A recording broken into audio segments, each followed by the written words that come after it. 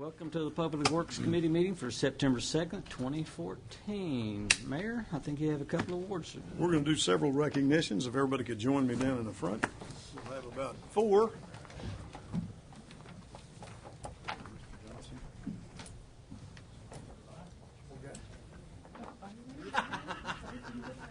Took you down the stairs. Somebody there.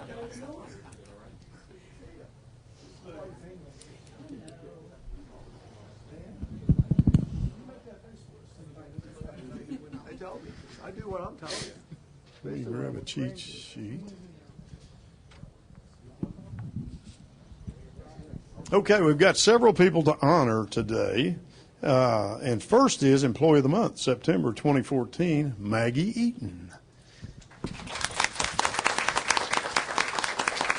Maggie is the Employee of the Month for September, has been employed with the city since September 2011. Started in the accounting, then moved quickly by promotion to payroll and benefits coordinator. Has a bachelor degree from NSU and experience in banking industry as teller supervisor and expecting first child in October. Did you want to say anything? No, just thank you for the appreciation. Let's do this.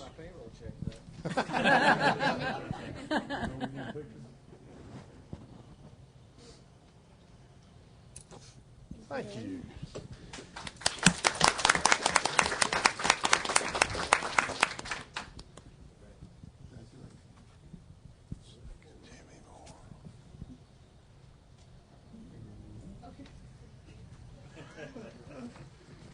Our second honoree is not here today, is my understanding. That's Jimmy Moore. Jimmy has had some health issues and is dealing with that, but we're going to recognize him and honor him anyway. Just a few weeks ago, Jimmy received commendation from Representative Jerry McPeak and Senator Earl Garrison for 8 straight years of exemplary service as an emergency manager for the city of Muskogee, as well as 3 years as Deputy Director, Emergency Manager for Muskogee County. Jimmy was recognized by his peers as the go-to guy for those who need guidance and counsel, as emergency managers recognize him provides stellar service to the citizens of Muskogee and to other emergency management peers. So congratulations to Jimmy and quick recovery.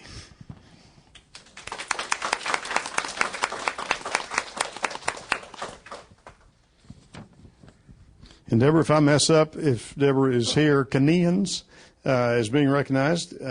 She works with the police department, records and identification technician, retiring after 10 years of service. Looking forward to spending more time at home and traveling with her husband. And I understand she is not here, but we have a key to the city for her years of service.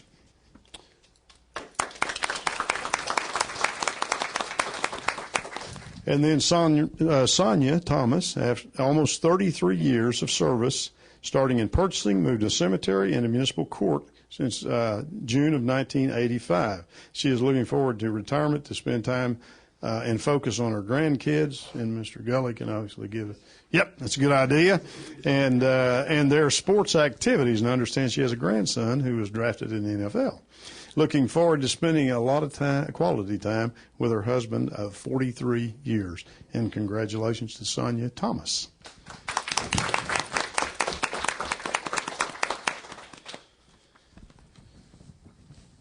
Chief Derek Tatum.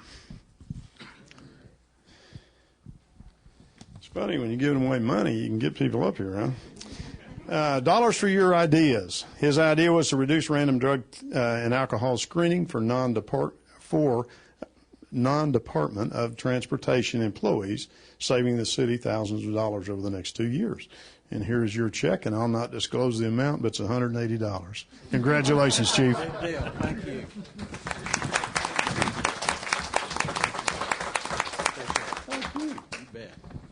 Did you want to make a comment?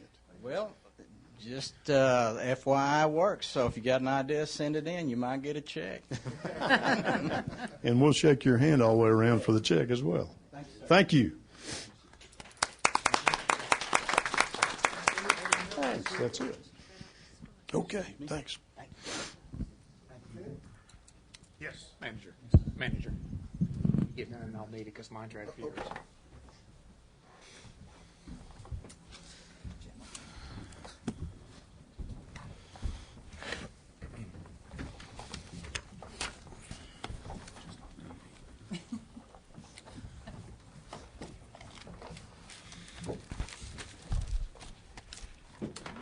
all settled in.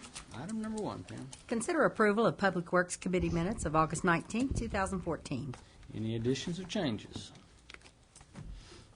Move for approval. Second. Have a motion and a second. Any discussion?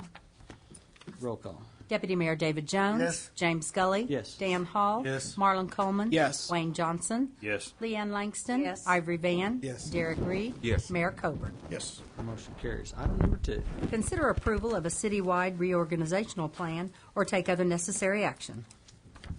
Mr. Brown.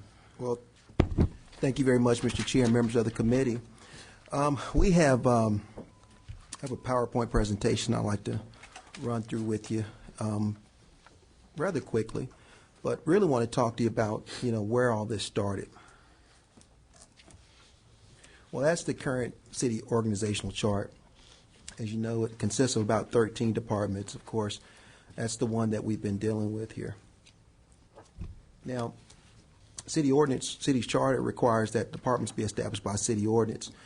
And I think our practice, we've done it by minute motions and those kinds of things. So our practice should be city ordinance, not minute motions. However, with that being said, there are other things that I'm looking at, just trying to give you some background on what's happened. March 7th, we met at a strategic planning work retreat where we discussed organizational assessment. That was one of the 3 goals that came out of our meeting on March 7th. On August 5th, I made several requests for positions in the organization to be filled over the course of a year. Of course, all were budgeted for in the 2014-2015 budget.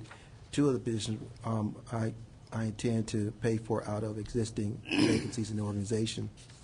On August 11th, most of the positions were approved, subject to reorganization. Well, my research started back in February of the departmental structure, the sections, and if you didn't know this or not, the purchasing department, Civic Center, Roxy, emergency management, some of those positions weren't created by legislation. Also, the city engineering department actually was a department created by the city some time ago, but it was absorbed or renamed or absorbed by Public Works and Planning. This is kind of, I looked at the different positions and departments. You could see that most of the departments and positions in the city are either established by the city's charter or by city ordinance. The revenue division, of course, is not, it's referenced, but it's not defined or legally established. There are divisions, of course, that could be established by the mayor and council. There are, what are the reasons for this reorganization? There are about 13 departments. This reorganization officially creates 12 departments.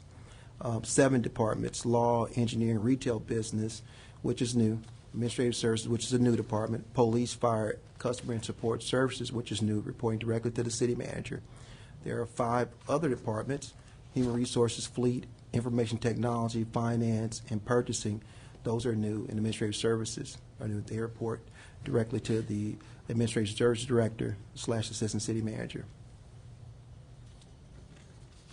So these are departments that, I tend to recommend be merged and or combined. Civic Center, planning, purchasing, public works, emergency management, cemetery, parks and recreation. I also want to rename current departments like personnel management, and let's call it human resources, data processing, we're going to call it information technology, equipment maintenance, call it the fleet department. The Office of Treasurer will be referred to as finance. So these are the 7 positions, which I removed from one of them, so it's really 6 positions right now, and we went over this information back in August. I'm sure it looks familiar to you.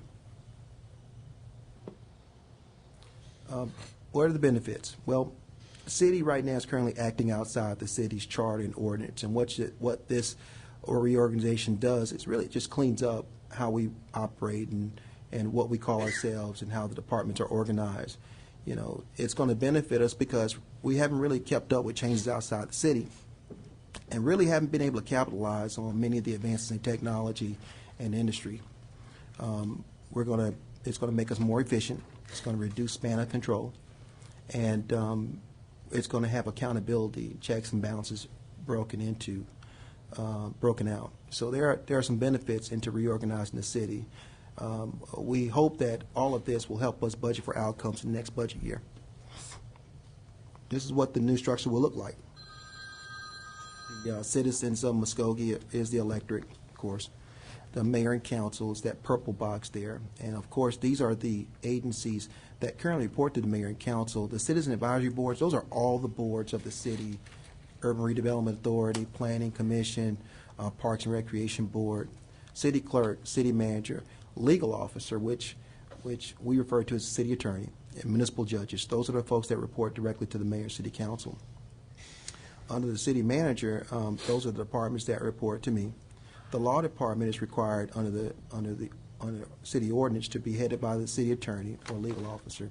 Engineering is a department that is going to be reestablished. Retail business enterprise is the new department, or economic development department. Administrative services, that is the department that will actually oversee the other administrative departments such as IT, human resources. Also, the assistant city manager will be in that spot. Police is there, fire is there, and customer and support services department, which is a new department for the city. Believe it or not, support services director is Pam Bates. She's currently the support services director, so she'd be wearing two hats. This is kind of a breakout of what it looks like. Engineering, of course, there's breakouts for public works, water plant, pollution control, water distribution, etc. Retail business, planning, civic center, and airport would be under the retail business enterprise department. And, of course, administrative services would oversee those 5 departments. Police, animal control would go to police department. Emergency management would go into fire department. Customer and support services would oversee municipal court, parks and rec, and revenue. So my recommendation is that you approve this reorganizational plan and authorize me to make any take all necessary action to associate with this proposal. Mr. Brown, I guess my question is when we go through all this, will there be some ordinance changes that'll come back, positions that'll be deleted, added to, or some modifications that'll come back to us? I mean, this is just the start of a process that could take several weeks. Is that true? Is that right in my head? It could possibly take longer. A lot of this requires us to recruit for the new positions to be filled, and so that could take some time. If you recall, at the August 11th meeting, I stated that not all the positions would be filled right away. We would look at least 2 of them during the mid-year, January, but the other positions I would fill immediately. Immediately doesn't mean next week or tomorrow. It could take months for certain positions. Are you through? Yes. Clarification, I noticed you mentioned that law was really under the city attorney, but you have it under the city manager on the organizational chart. Yes. Should it be under? Kind of explain that. Yeah, well, in the city's charter, all employees of the city report to the city manager. They fall under the city manager auspices. The law department is created by city ordinance. The city attorney is he could speak to the specifics about it, but that's the way it's structured. City attorney is appointed and created by charter, and then the Department of Law was created by ordinance, as the manager said. Now, around 2007, the assistant city attorney was a council appointee. However, in that year, it was changed to be under merit protection, and so as a result, it applies. It falls under the city manager. And I am the supervisor of the Department of Law, but I report to the manager on personnel matters, meaning I couldn't hire and fire any of the employees in the Department of Law without the manager's approval, or promote or anything like that. And that's not uncommon because, as you all know, when you approve the budget for the legal department, I go to the manager with my budget request, and he makes recommendations and includes that into the budget that is approved ultimately by the city council. Okay. So the assistant city attorney is in the law box? Correct. Yes. Okay. And there are other employees, temporary employees, that actually work out of the law department. Roy, your programs that you have, you just Oh, sure. The law department was also the applicant for the juvenile and adult community service program. And so we have 2 supervisors that report to me through Howard. I supervise them, but they're, of course, hired through Howard.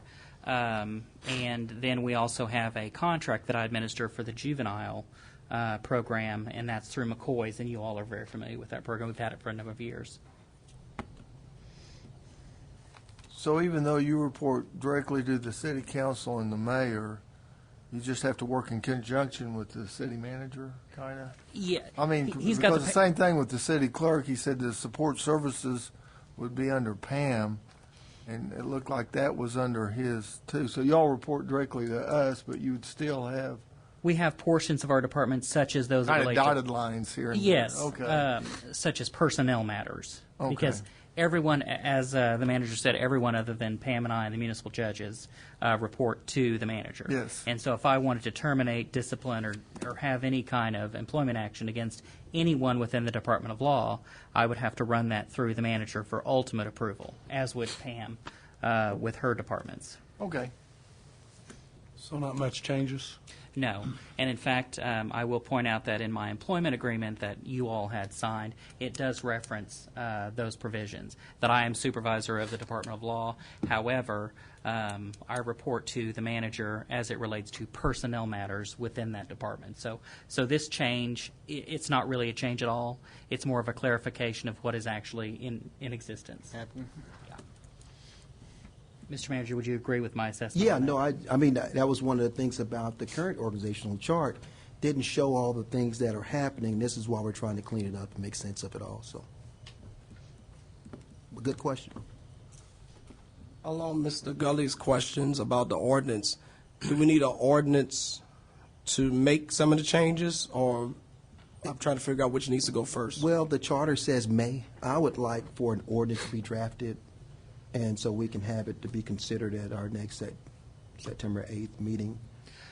Well, there will be a number of ordinances, because there'll Okay. have to be some repealers, because, like, for example, the one I can think of off the top of my head is, that was included in here is the cemetery department. Yeah. The ordinance that created the cemetery department also designated the cemetery superintendent as a department head.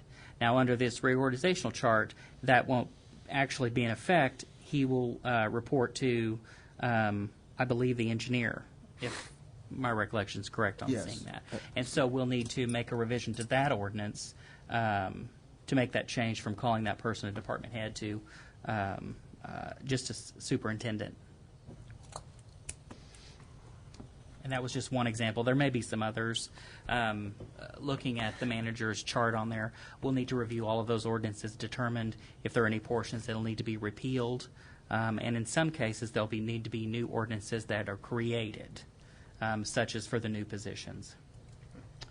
Yeah. Mayor, you look like you have another question No, or I was statement. isn't that what your question was basically a minute ago? Yes. What? Yeah, that's what I was thinking. Yeah. That there was going to be some more processes. I guess just for some of our department heads, you're moving some people around. Does that change any of their payroll structure or that sort of stuff? Or is that appropriate to ask this now? Or should we be talking about some of that in executive session? Well, I would say that this reorganization does not eliminate anybody's position, nor does it decreases anyone's pay. Okay. And I think that's a big issue for a lot of our staff and Yeah. employees is going, Yeah. as we reorganize, does that change my house payment, ability to Yeah. make my house payment or my Yeah. car payment? I think you touch that big nerve, that's a pretty important nerve. Mr. Brown, I think one of the things you may want to highlight along those lines that Mr. Gully is asking is to talk about the cross-training so that those employees that may not be directly affected are aware of the opportunity that they may have through this training as it relates to them fitting into this new organizational plan? Yes, well, one of the things that Phase 2 of this proposal does, it allows for us to start cross-training the different divisions inside the departments. Right now, we have, each department is kind of compartmentalized. They don't really focus or interface with other departments. And so with this reorganization, we're going to have cross-training as part of this whole reorganization. I actually intend to have the new department actually work with these divisions to ensure that everyone knows what's going on in those departments. So if a citizen, for example, if they go to the front counter of PublicWorks or whatever, that person could talk about what goes on in the cemetery, what's going on in the water plant or the water department, those kinds of things. And so there'll be training opportunities inside those departments, and that will be a requirement of the department. Right now that exists to a limited extent. So that's part of the reorganization. And I hadn't discussed this with you previously. I wish I would have. I just thought about it, but I'd like to see this even go a bit further in terms of career ladders, so that employees within the system can see if this, then that. So in other words, if they had a clear path to say, today I'm in this tier of the organization only making this amount of money, here's a possible career path that I could go into that will elevate my pay, elevate my status within the organization. So I think with a lot of employees, they would just feel better knowing that they're part of an organization where they've got an opportunity to advance and to move up. That's not a guarantee that they would actually get a job, but some type of career path or career ladder training, that they'd have that opportunity to move beyond their current living income situation. Well, I guess let me respond to it this way. I mean, is that a question, I guess, if you're asking? I'm just saying I guess it's not a question, just something I'd like to see it be a little more aggressive in terms of not just looking at how managers will report, but how employees will fit in terms of being able to advance. Yeah, I've actually been thinking about creating a program. I call it a management analyst training program. And what it does, it allows for employees working in those departments to have the opportunity to work in a management capacity. They have to be a Muskogee resident. They have to, be in college or be able to obtain a college degree within a certain time frame. But the management training program allows for an employee who works in, let's say, Parks and Recreation, they go over to the police department, and that's where they would be the management analyst for the police department. And then we would have them or train them on how to do program evaluations, which will help us in the city manager's office. And so those are the kinds of programs that we're going to try to implement over the next year or two. And so that's all part of this new reorganizational plan. Yep. We're looking at realistic time frame. When would you see this realistically being in place and moving forward? I think that we could have everything in place within the next 3 months or so. Some positions would take longer, some shorter, but probably short time frame. Once we get, put out the job announcements specifically for the business retail enterprise person, that's one of the most important positions right now. Facilities management, of course, I'm going to tell you, is another one. We need to get those folks on board right now. We are challenged at the fact that it may take a little longer than what I expect to get a facilities manager of the quality that I'm looking for, and I'm looking at you because in case you want to apply. because you've been very helpful to the city, and I appreciate everything you've done for us. So, was your question asked in terms of filling positions or just creating positions? It's actually the completion of the organizational chart. Okay. From filling the positions Yes. to seeing the completion of the reorganizational chart to seeing it where it's really in a flowable format. Yes, I would say that we could probably get all positions filled within about 6 month time frame. Okay. Yeah. That's realistic. It could be earlier. This really depends on the job market and where we recruit from. We have a policy right now that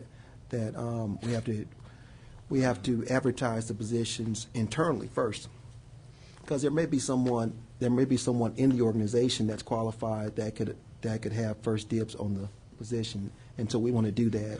In this case, we're probably going to do simultaneous announcements where we definitely post internally to give our employees the opportunity that work here now to apply, and of course anyone from outside to apply for that job as well. So we'll be doing both at the same time. So that time frame could be 6 months or earlier. You know, it's based on how aggressive we are with recruiting. Howard, have we addressed, the last time when we had discussed these positions, have we addressed some of the concerns from the workers, like they were saying some of the departments are shorthanded? Have we addressed those issues? There are a number of positions that are vacant in the city. Public safety, there's no delay in public safety. As a matter of fact, I just spoke with one police officer that's on board with the city here last week. Fire department, they have a number of firefighters in training right now. Fleet department or equipment maintenance, they are having some challenges hiring mechanics and automotive personnel.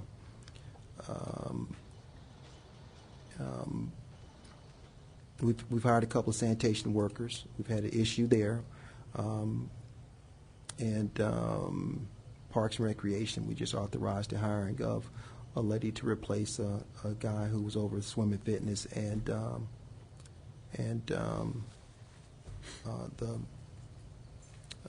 water park.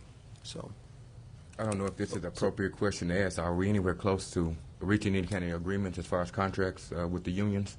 Yeah, we'll have to get back with you on it. I do have an update for you. We can talk about that at the next meeting in executive session, or if you got time. Roy, you got something you want to say? No, that's exactly right. Anything related to union negotiations should be discussed in executive session. Yep. I don't know if I answer. I'm sorry, Counselor. Can you restate your question so I can just make sure I answer it? Because no, I know where we're going with it. Okay. Yeah. Okay. I'm just kind of hesitant on moving forward with creating big positions when we got problems at the bottom right now. Yeah, I would just say this is one of these city future projects that we work on, and I know it's different for everyone here at the council level, but this is something that we have to move forward on. It's city future. We're at stake here, and I'm hoping that you accept my recommendation, and we move on. I know along Councilor Reed's first question, that did trigger something that I have been questioned about, and that is, will this reorganization accomplish what needs to be done in terms of the employees who are saying that their departments are understaffed, some who may have even said that they're overstaffed, and I think that is a concern about moving forward with it. Certainly, certain that several of us are in favor of reorganization, but we want to be certain that it addresses the total picture, not just the management needs of the organization. Well, and that's kind of what my question was when you're talking about how long will it be till it's flowable.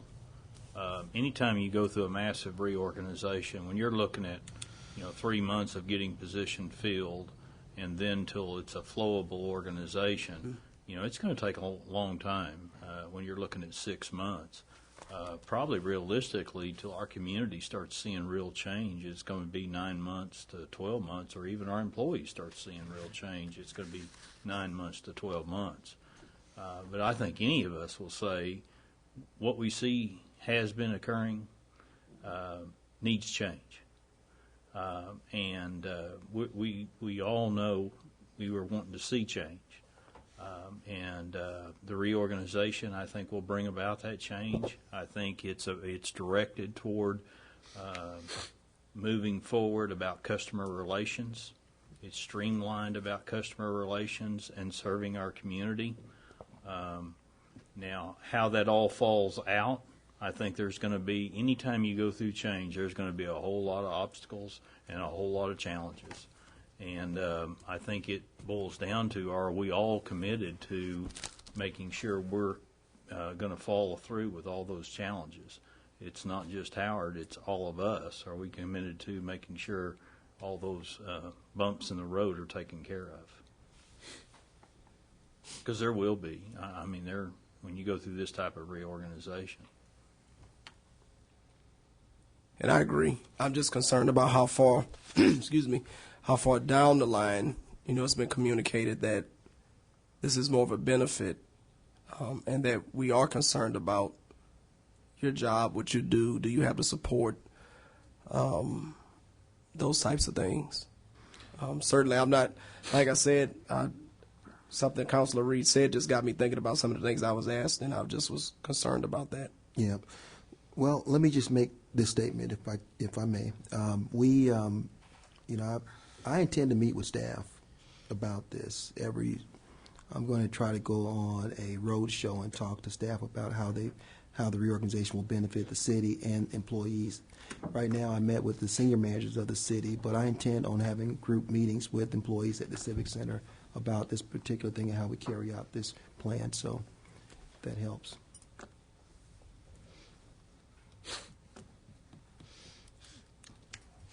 There will be opportunities as we move forward to, I would think, to address, obviously questions are still popping into our heads, and other people will be asking questions that we need answers to also. But, I think if it's appropriate, I'd like to move that we move forward right now with the knowledge that we may have some additional suggestions and some tweaks as we move along. Second. I have a motion and a second.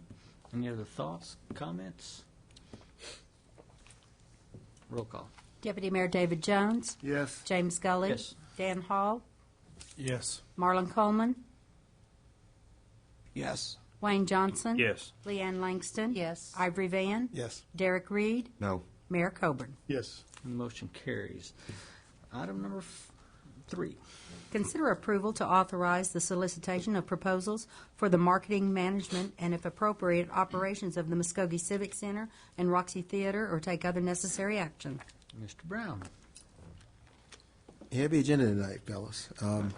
We tasked you with a lot. Yeah, no, this is one of the things that we've been looking at.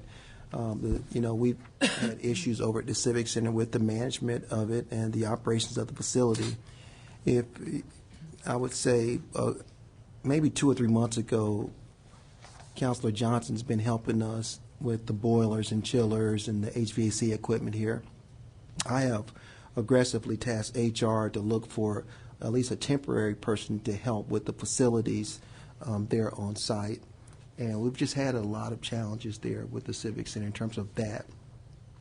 Recently, the city, I guess this happened back in January or February, there was an action plan that was required by the city council. And when the Civic Center gave their update, this 50% utilization wasn't met. And so, you have all these things happening at the same time. And so what I'd like to do is move forward with an RFP to look at the marketing and management of the Civic Center.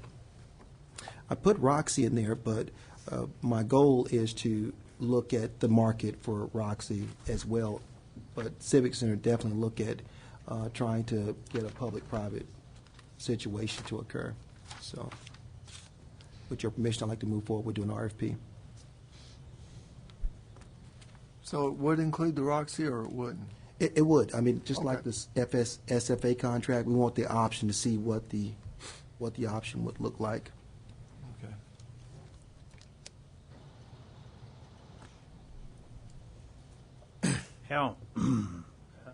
How detailed will this RFP be? Well, what I understand about the civic centers, there are a number of businesses or companies that do this kind of work now. City of Enid is one of them. I've been directed there several times, and there are other cities that actually, they've outsourced their civic centers. They've done quite well in this economy. That's kind of what I'd like to do. Well, and I guess why I was asking how detailed would it be? There's just so many things to work out as far as how much the city is using the rooms, how the concessions are run. I mean, there's so many details in an RFP. Would we get down to that, or would at this point we would be just looking at interest and then looking at details later on? What is your intent at this point? Well, my intent is to be authorized. I don't want to go out and do this. I don't have permission. Okay. And so I would like for them to do an assessment, because I understand these companies can come in and do an assessment similar to what SFA did. So it's really at this point just a preliminary assessment. Yes, and they can tell us what the return on investment could be if we retain them to be our marketing and management for the Civic Center. And I thought it would be fitting, since they're going to look at the Civic Center, let them do Roxy as well. So are you really looking at a request for information or a request for full proposals? Well, both. I would like to do like an RFQ, or just get permission to do an RFQ or RFP to look at the Civic Center operation. Yeah. I'd like to say this.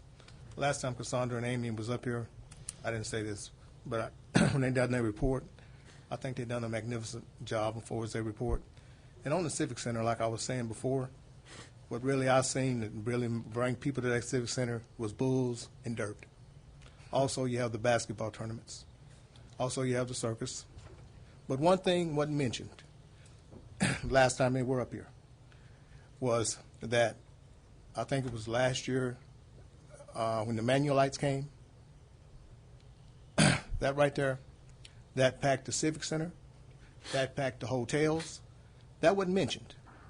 And what really, I've done a little talking with a few people, and what really got me was the Manuelites came here and filled our hotels up and done the Civic Center. One thing I told you before was lacking at that Civic Center was a commercial kitchen. And that was one thing they said that really needed to be was a commercial kitchen. But also then, the proclamation was done.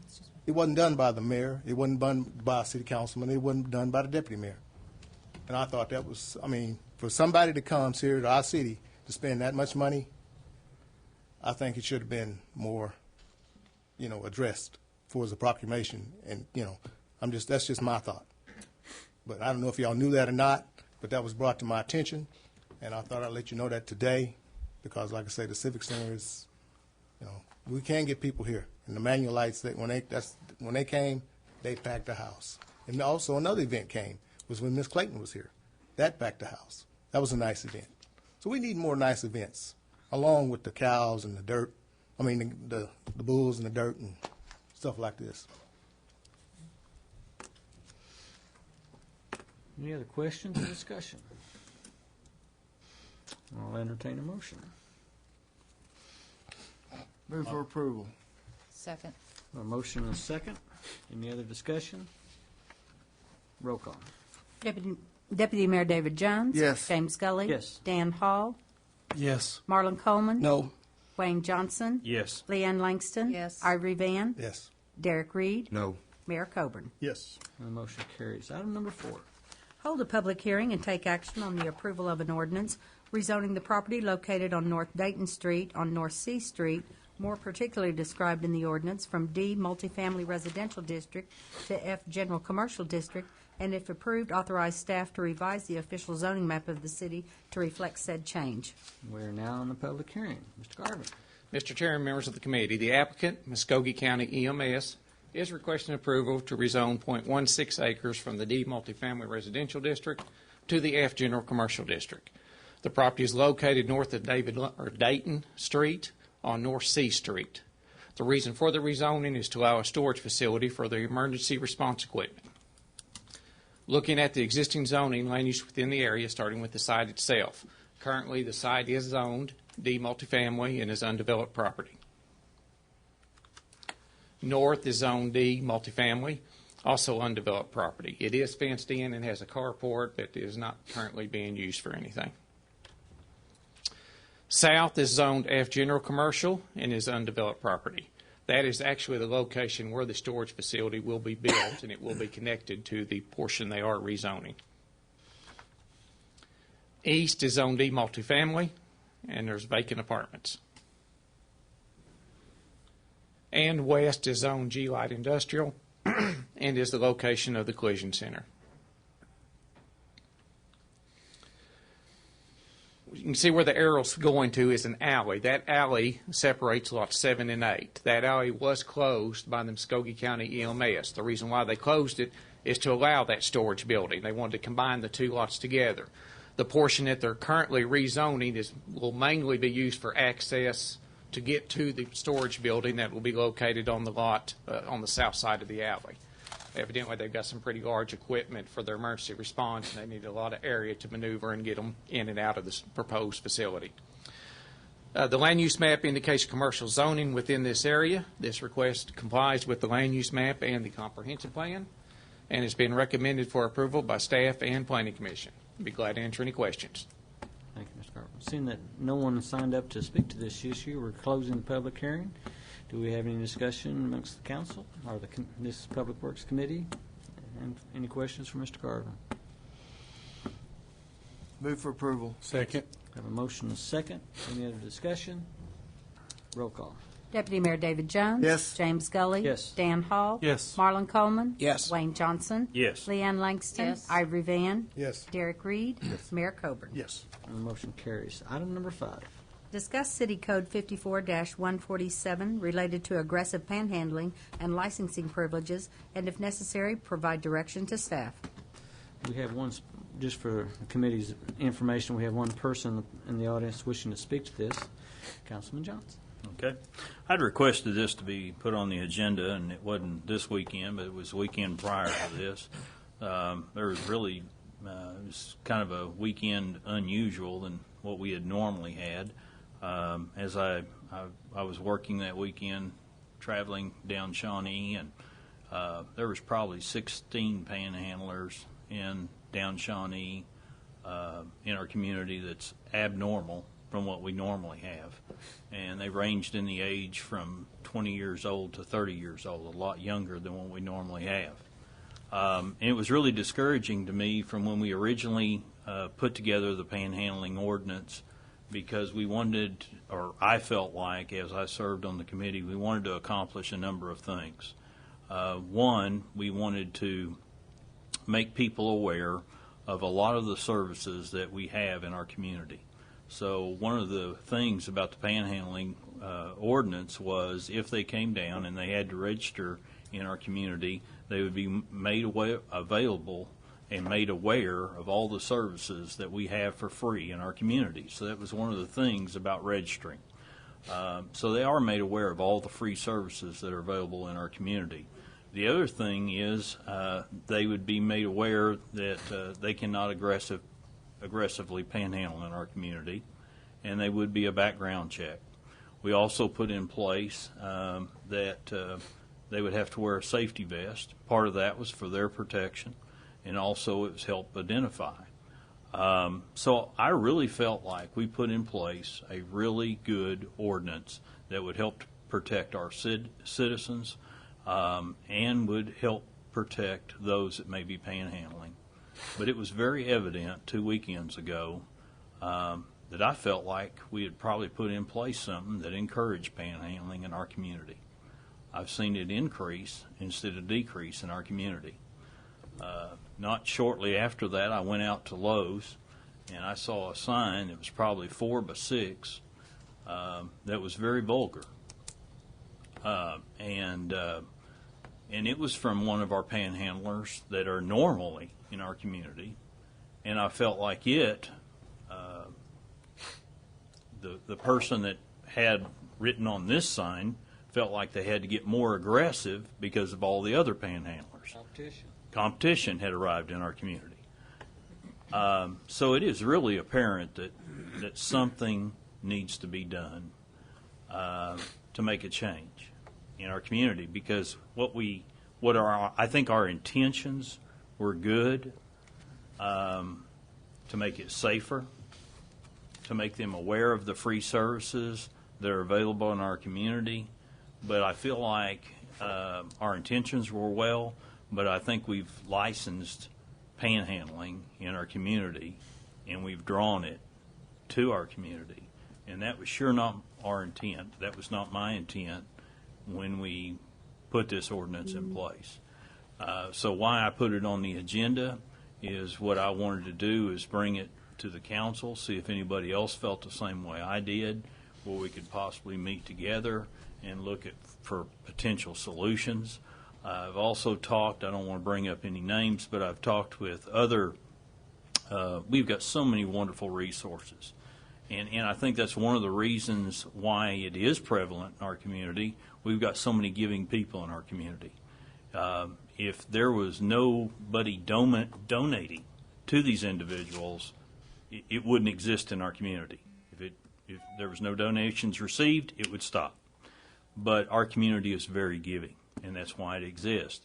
But I've talked to a lot of the nonprofits, and one in particular, and I found out that one that is a routine, his wife, one of the panhandlers, that it's a normal panhandler out there, the female, her husband makes her do that. So you see that it's repetitive, even though they know that there's a way and there's resources out there. So we really need to look at other methods than what we have in place right now. So that's why I put it on the agenda, and I'm open for anyone that would want to look at possible solutions that we could. By way of comment, we have people that are actually coming in to fill out the application now that are saying, now that we know that your city approves this, yes, we're here to do this. Well, and sort of live in the community, they've come here to solicit. Yeah. I think we've licensed, and again, we meant well, but I think in effect, we've almost licensed panhandling. One of the areas also, there was a black car with four-way flashers on, and it was staged, it's broken down. They had on a safety vest and need gas for car. It was staged. That's against our ordinance, had nothing to do with it. Later on, it was moved down, but I didn't want to call the police. Our police are busy on, real calls, and I know they patrol that area routinely. They'll address it. But I really feel like we had good intentions with that ordinance. I think we need to look at that. It's been a year since we reviewed it. We need to review that ordinance and see what we can do to revise that. Mr. Johnson, who was on that committee? Should we reconstitute that committee? And Roy, do you remember? I don't remember that it was a committee. I know we discussed it up here, and I was directed to go back and prepare an ordinance both in 2012 and then again when we amended it in 2013. I know we've had several subcommittees, but I don't believe that one was constituted. And Matt did most of the research for the panhandling, you remember both drafts.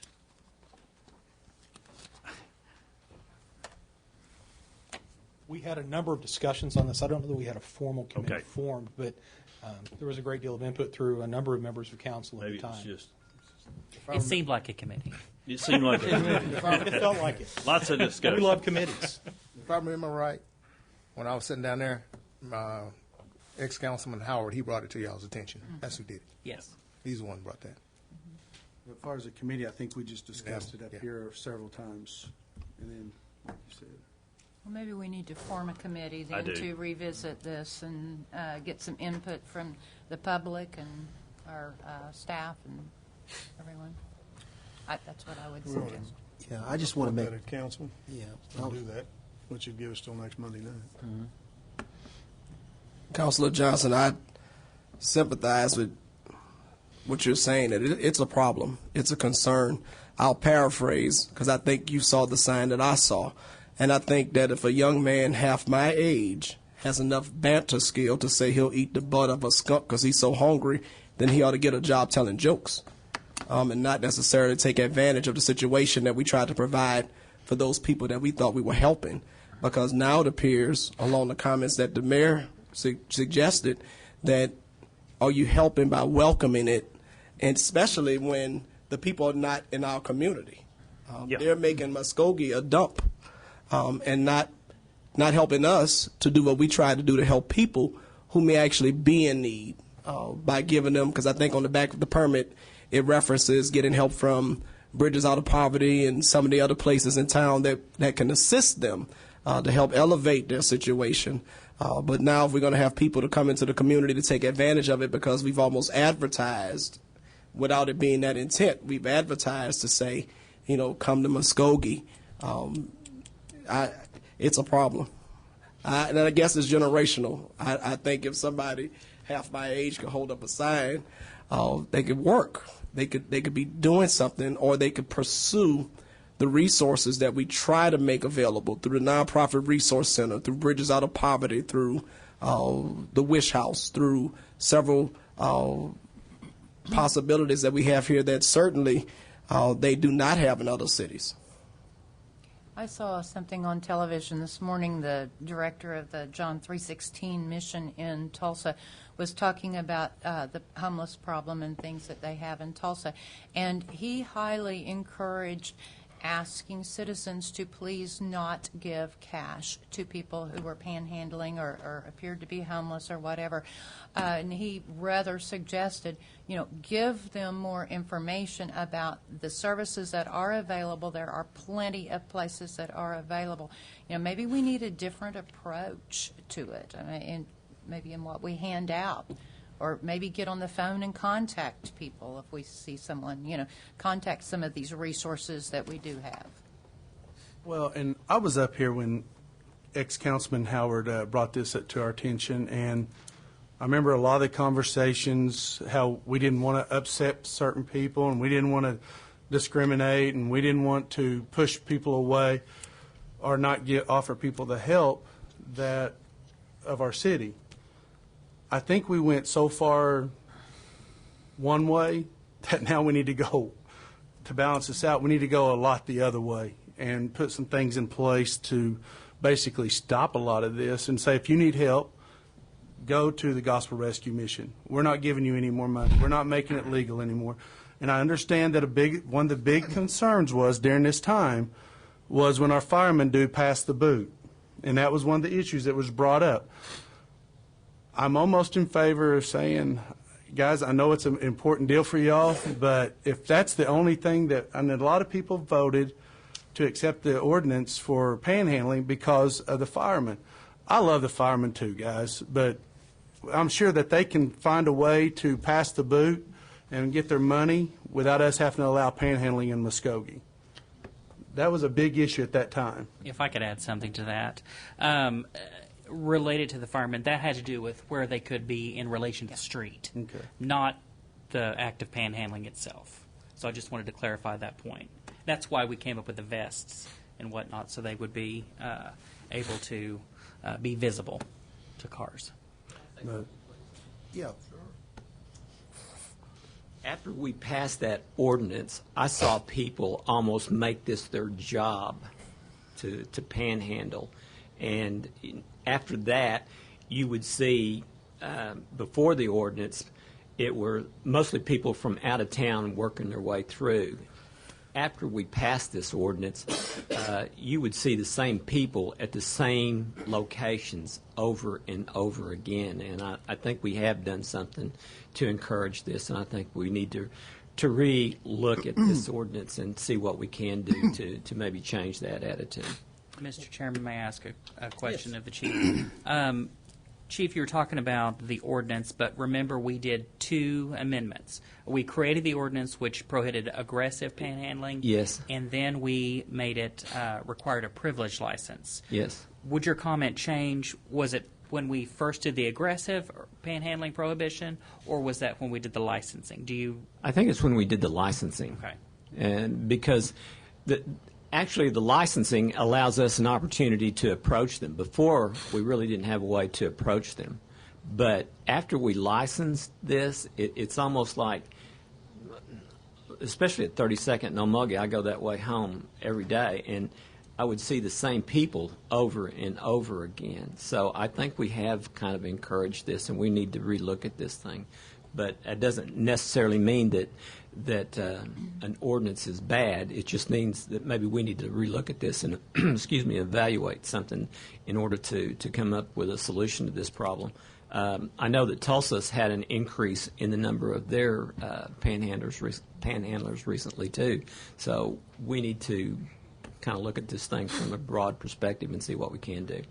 Well, I guess what I would add, with putting this on there, I guess what I'd ask for, if I could have a couple of council, police, I'd like to have a couple of nonprofits that would be on there, the city attorney's office on there, and a committee that would look into this, and hopefully we could come up with something that was better than before.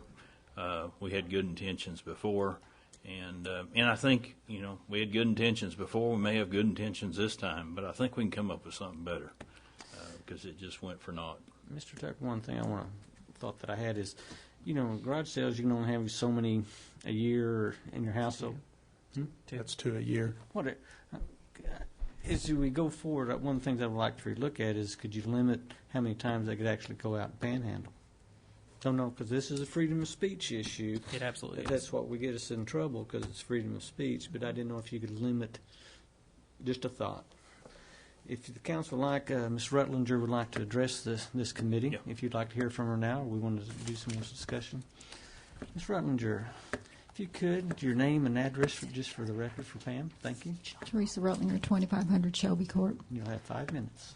I agree with what Mr. Johnson said wholeheartedly. I'm thinking about when I came here 15 years ago, the things that I thought that were most detrimental in my mind to the city were the big billboards and no numbers on the businesses, when you're trying to find someplace and you're new. I can't remember seeing panhandlers. I feel like with this new ordinance that we had, I know it was a safety thing, but now if you were somebody new coming into our town, fresh eyes, it's like we're saying, look, we have panhandlers. That's the first thing you see just because the vests are so bright and everything. And it is getting kind of out of hand, and I do see the same people over and over also. And we do have the reputation of a town with a big heart, and we're very generous people in this town. Medical clinics, food banks, help with utilities, school supplies, clothing, things like that. But it's just not a good first impression for our town, for one thing. We're trying to grow the town, get businesses coming in, and where are panhandlers on our most populated, well-traveled streets? And it's just not good. If I were, thinking about putting a business in here, I'd kind of think twice maybe after seeing that. Like you said, people are making a living out of this. I mean, they are standing in the heat when I couldn't stand but maybe 2 hours, and they're there all day. Another complaint I have, too, is the people that are generous that maybe aren't doing the money but are giving them the food and stuff like that. We've got trash, and when they leave, the trash stays. And that just makes us look that much tackier as a city or a town, too.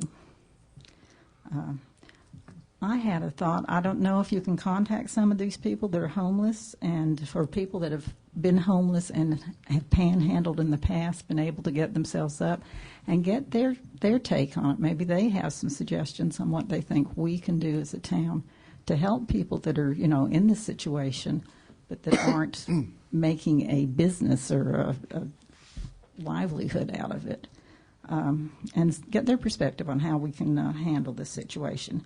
And if we actually talk to any of these people that when they're getting that was approved for panhandling, and have we asked them, how can we get you a leg up? Or are these people that are just playing the system and they don't want a leg up?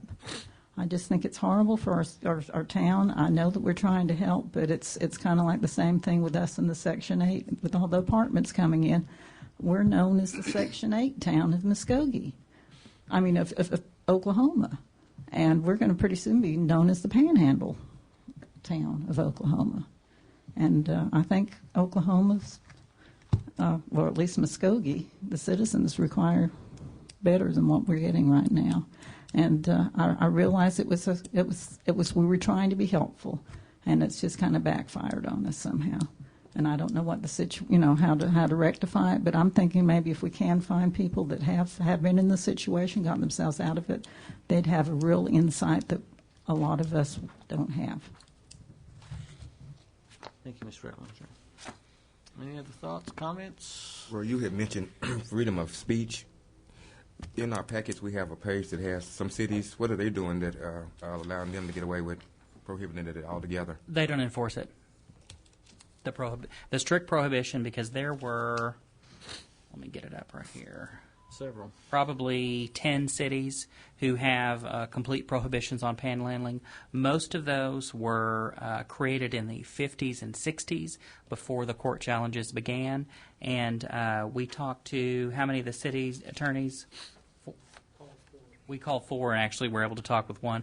Labor Day weekend, they left early.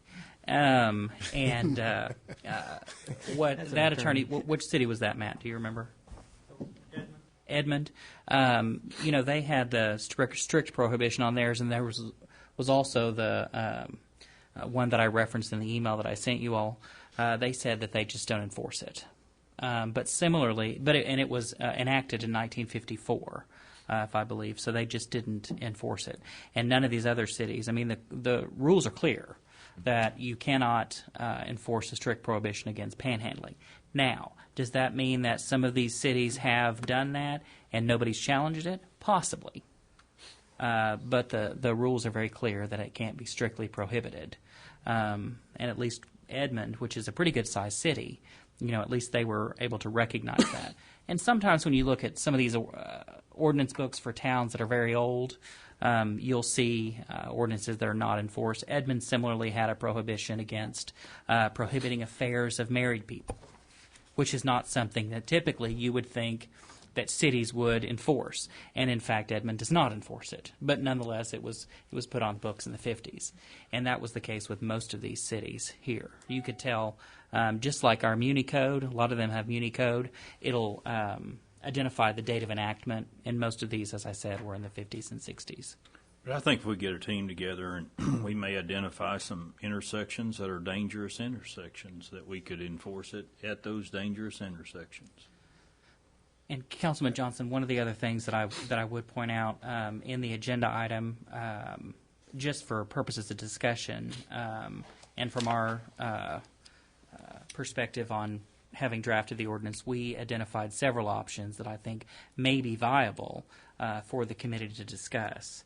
One, of course, is repealing the licensing provision, because we've identified that we think that is one of the factors that cause people to think that, the city actually, not by permitting it, the city permits it. You follow? Secondly, we could add an income reporting requirement. Mm-hmm. All the gift purchases may be taxable and reportable to the IRS. I contacted my contact at the Oklahoma Tax Commission, and she actually suggested making a reporting requirement. Now, while the Oklahoma Tax Commission only requires a filing if the IRS requires a filing, the OTC has agreed to help us notify the IRS of any panhandlers that we have that have received a certain level of income. Additionally, one of the things we could do is create a panhandling zone, such as kind of what you were talking about, Councilman Johnson, identifying areas that may not be appropriate for panhandling because of safety issues, such as those maybe non-restricted intersections or something like that, where despite the vest, the potential for an accident there is great. Other cities have restricted the time of panhandling. The most common was at dusk to dawn. Now, I can't speak to how many panhandlers are out at night a lot of the time, because generally if I'm out at night, I'm not in the intersections where the panhandlers are, so I can't speak to that. But those are certainly some of the tried and true methods of regulating this conduct while, balancing the good of the panhandler and what we want to do to provide them with sufficient resources to get out of poverty. Since we were very recently a community of, Mayor, do you remember the resolution that we passed? Okay. That it was promoted by Bridges Out of Poverty, Roy? Bridges Out of Poverty, but we were a community of, and I don't remember. Oh, community of Caring, wasn't it? Yeah, I forget You know what it what was. You know what I'm saying. You know, while striking that balance with the safety of our citizens, also the aesthetics of our town, and in many of those other considerations that we're required to look at when we're making any sort of regulation whatsoever. So I just wanted to point those out. And Mr. Tucker, I'm glad you brought that up because of something that was said earlier, that when we're looking at, we did take the time to say that we would address trying to help our residents who are in poverty move to a better standing. And certainly it's not their fault that they're in poverty. And there's a strict and distinct difference between those of our community who are in poverty that are trying to do better versus those who are panhandling. And I want to be very clear for the record that we're concerned about the panhandling, that those members of our community that are in poverty, we're still sticking to our resolution and our word to try to help them to move forward. So I'm glad you brought that up. So what we're talking about generally are more of the unscrupulous type of panhandlers who will use profanity on their signs, who will use this as a separate income when they are not in poverty. Is that right? Because they'll make the argument that, well, you all said that you're for people that are in poverty. Yes, our residents that didn't ask to be in poverty, who are trying to do better, contrary to those who are panhandling and trying to take advantage of a good situation. And I'd really like to see if Councilman Gawley's idea about how many times they can do it per month or whatever. Sure. I like that idea too. We basically know where the panhandlers are, what sections are, Walmart, Main Street, and stuff like that. I'd just like to make a challenge to the council, city manager, or anybody up here. This week, let's go out. If we see them, let's just pull over and let's talk to them and ask them, why come you're out here doing this? Give them some help. Can we do that? Ivor, if you pick me up Saturday, I'll go with you. I sure will. I have, and they don't want help. They don't want help. Not if you offer going to the Gospel Rescue Mission, or if you offer a job, or not if you offer that type of help. Well, I understand poverty. I mean, I'm a product of it. I just don't agree with making contact with them. I had a stare down with one of them at Walmart one day, man. I think we've got to send it to a committee. Please make sure we have the city attorney present, because this issue came up a couple of months ago. I had Deputy Mayor contact me regarding some folks hanging out around the bank. I gave it to the police chief. They looked into it. They've been working with Matt and them in the city attorney's office. But whatever we do, committee, make sure you have the city attorney there, because this panhandling zone issue is something that I think may be something we want to do. But I will not be making contact with Mr. Brown. You know what, Mr. Brown, you'd be surprised. Just sometimes, just a smiling face to a person will make a big difference. So I disagree with you on that. I'm going to make contact. Just a smiling face. You have a gun, sir. And I'm going to make certain, and I'll make certain that he's very careful when I go with him. So. I think Roy has already said from dusk till dawn is when they're allowed to be out there. So. Okay. I feel like I would really like to add something here, though. Muskogee is one of the towns around here that has absolutely no resources for homeless. Absolutely none. And our social service agencies mostly have restrictions, and they have limits on who they can serve. And having worked for Workforce as many years as I have, I've met a lot of truly homeless people, and they cannot find housing. People who come out of prison can't get jobs for 5 to 7 years because they evidently haven't served long enough, so we have some other issues that we need to deal with, and I guess I just want us to remember that there are still people who are truly hungry, truly homeless, and they may not have been citizens of our town before, but they're here now because families here, and there are some who are honestly trying, and so I want us to balance that knowledge also. And anyone who would like to help the homeless, it is a huge problem in this town. So how do we constitute this committee? I would suggest making a motion to establish a panhandling task force, which is charged with studying the issue and making recommendations to the City Council, populated with the following members. 3 members of the City Council, a representative from the City Attorney's Office, a representative from Neighbors Building Neighborhoods, Muskogee Nonprofit, and the Gospel Rescue Mission, as well as a member of the Police Department. Mr. Tucker, would the Neighbors Building Neighborhoods encompass the Bridges Out of Poverty program? Yes. Because in my mind, I'm thinking about We what can was in that resolution. We said that if there was an issue addressing poverty or something like that, we would bring them to the table. I think that's a good idea. We can Okay. we can clarify that, Mr. Johnson, if that's okay. So the representative from Neighbors Building Neighborhood will be from the Bridges Out of Poverty That would program. be best. Okay. Possible. And should we appoint those 3 council members now or Monday night? You can make a recommendation tonight, and when we make some modifications to the agenda item, it'll be to approve the establishment of the committee, if that's what the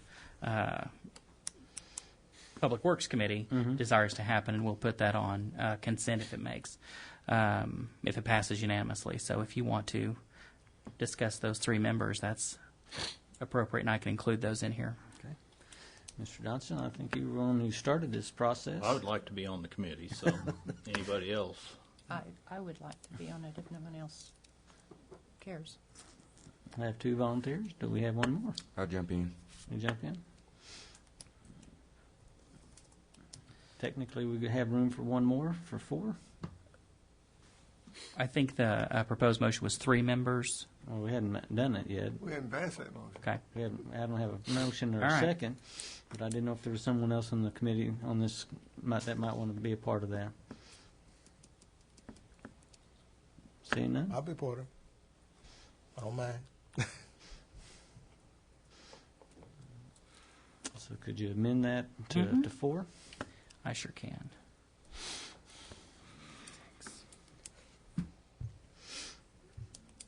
So can I have a motion to accept that, or you Certainly want can. Let me finish right quick. I want to make sure how many we got it all have here. You know, it's another thing here in Muskogee too. It's something like it's kind of like panhandling, but it's not. It's like a gas scam. I fell for it about 2 weeks ago. It's an adult and a man and his wife and 2 children, and they were over in my community, and they waved me down, and they asked me, said, "Can we, give me some money so I can get some gas?" So I said, "Okay," and they gave me the gas can. I knew they didn't have any money, so I took the gas, went to come and go, come back, fill the gas can up, and the police officer pulled behind them and said, "Didn't I just see y'all over here on York Street?" And the wheels got to turning then. So when I went to get that gas over at Come and Go, they had 2 gas cans. So the other people that they conned was driving up when I was filling it up. It really, it made me kind of feel bad, but I said, myself, I said, if that's the way it is, I just said, God bless y'all. That's Lord it. will handle it. Oh, do you have my motion? Okay, yes, I do. I believe it's appropriate to move to establish a 9-member panhandling task force charged with studying the issue and making recommendations to the City Council to be populated with the following members. 4 council members, Langston, Van, Reed, and Johnson, a representative from the City Attorney's Office, a representative from Neighbors Building Neighborhood, specifically the Bridges Out of Poverty program, a representative from Muskogee Nonprofit, representative from the Police Department, as well as a representative from the Gospel Rescue Mission. Move for approval. Second. I have a motion and a Just second. said. And what happens if those organizations don't want to join us? Have a meeting with, you just have a meeting. It must be for property. Helping people. I tell you what, we'll find out by Monday night. Okay, thank you. Have a motion and a second.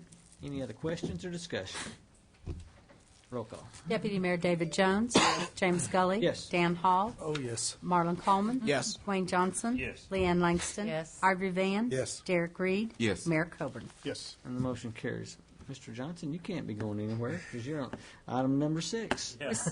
Receive report on Jefferson Highway project and direct staff as needed or take other necessary action. Floor is yours. Well, I'll come down here because it's by default is what I wanted to come down here on Jefferson Highway. One, I'm here because Glenn Smith couldn't be here. He's on vacation. And it's by default because Glenn Smith is really the one that really needed to be here. One, if you would look at your screen, Jefferson Highway Association, and this is more of really to change the stage of really good things that are coming to Muskogee. Jefferson Highway Association is going to have their 100th anniversary meeting here on April the 30th through May the 2nd here in Muskogee. So this is a wonderful opportunity that we can really celebrate something here. So here I'll just give you a brief history here. Again, I have to go back to the wonderful work of the only reason that we're having this opportunity is some of the great work of Glenn Smith and some of the people that have really done the research here. When you look back at really where it takes place is if you go back in history and you go back to the Seavers Hotel in November 1916, they had a meeting at the Seavers Hotel, and Mr. Fink had a meeting there, and it was unanimously approved that he was to be the president of the Jefferson Hotel Association. And there, they decided originally the Jefferson Highway was going to go through through Arkansas, or just barely go through Oklahoma. And here you see a determined group of Oklahomas or Okies to say, we want something to happen in Muskogee. And they determined that they wanted the Jefferson Highway to go through Muskogee and go through Oklahoma. So here they formed together and they decide that they want the Jefferson Highway to come through Muskogee. And they decide to raise $125,000. Now, this is in 1916, so this would be right at $2.7 million in today that they decide to raise this kind of money to build a bridge across the Canadian River where they can route this through. So to kind of give you the route as the Jefferson Highway comes through Muskogee, and this was prepared by Mike Stewart, who really I can't represent either, but he's another one of those gifted people now that's on vacation. So both him and are both on vacation. But Jefferson Highway enters Muskogee from north and goes through Highway 16, and it comes in, goes on York Street, follows in on York Street, then turns to Gibson Street, and then turns in on East Side Boulevard. This is one of the bridges as it comes in through, or one of the original bridges as it comes into Muskogee. Then on East Side Boulevard, the highway turns south to Okmulgee Street and then to Spalding Park. As most everybody on the council knows, and everybody in Muskogee knows, there's so much rich history about Spalding Park, and it's got so much history about it. And I really appreciate Mark Wilkerson for the work that he's done also with the Jefferson Highway Association and the research that he's done and some of the information that he's provided. Jefferson Park contained an auto tourist camp there that could host 200 cars, but it was much, much more than that. Most of us know it as, or I know it as, the Scout House, but most of it was a tourist camp. Here you will see a little bit of information about the Scout House, and this is in the early 1900s. In 1900s, an article that was written about it, that it was free gas and gas stoves, cooking, kitchen and dining, lighting, showers, ice, clean, grassy camp, a great place for 25 cents per day. You can see here that they had 8,096 people arrive at this campsite each year. So Spalding Park was the best campsite at the Jefferson Highway on this route. One of the things as we were doing this research, and one of the things that Glenn Smith brought to the meeting was one of these signs. Now this sign is from Route 66, but it's one of the things that we brought to one of the meetings, And we were saying at Spalding Park, we'd like to have a sign that's similar to this at Spalding Park that we can have, because one of the things on Jefferson Highway, there's a lot of unique signs that say all the different major intersections or major cities that are on the Jefferson Highway. And one of the neat things that are about our community is immediately Mike Stewart said, you know what, we can make one of those signs. But we can make it out of actually one of our street department could do that. Not in this old fashion, but we could do that. So that's one of the projects that actually Mike Stewart and his department is working on, not in this older fashion. So they're in the process of making a similar sign for that. As we go through the Jefferson Highway from where it leaves Spalding Park, you turn west on Muskogee, across the town, go down on 24th Street, south on 24th Street, and there it continues on to Summit and then to Shakota. A major intersection of where Jefferson Highway is as it's coming through town and it's on Muskogee Street and then it turns there on 24th Street is a small little gas station. One of the things that Glenn Smith and the committee's been working on is rental or use of this little filling station there to promote the Jefferson Highway Association and their 100th anniversary, and that's one of the things that they're going to be doing there. One of the ways that they've been looking at marking the highway is through this logo that the Jefferson Highway has. So one of the ways that they've marked the Jefferson Highway is on poles is just by painting the poles. This is one of the better ways that they've marked the highways is where it has the Jefferson Highway marker and it goes from New Orleans to Winnipeg, Canada, and this is one of the historical signs that they use quite a bit. Here you can see the Jefferson Highway sign as it goes from New Orleans all the way up, and you can see some of the major stopping points all the way as it goes from New Orleans all the way up through Canada.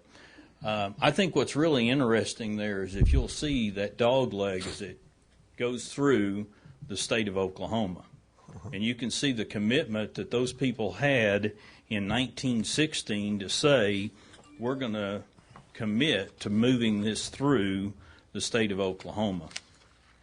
This is the route that the Jefferson Highway takes through the city of Muskogee. Right now, historic tourism is at an all-time high. It's taking place on Route 66. Jefferson Highway is a lot less known, but it is taking place, and I think it's a great thing that Glenn Smith gets this move to Muskogee. I think it's a great opportunity for the city of Muskogee. What we would hope to do is get approval from the state where we could do some markings on the Jefferson Highway.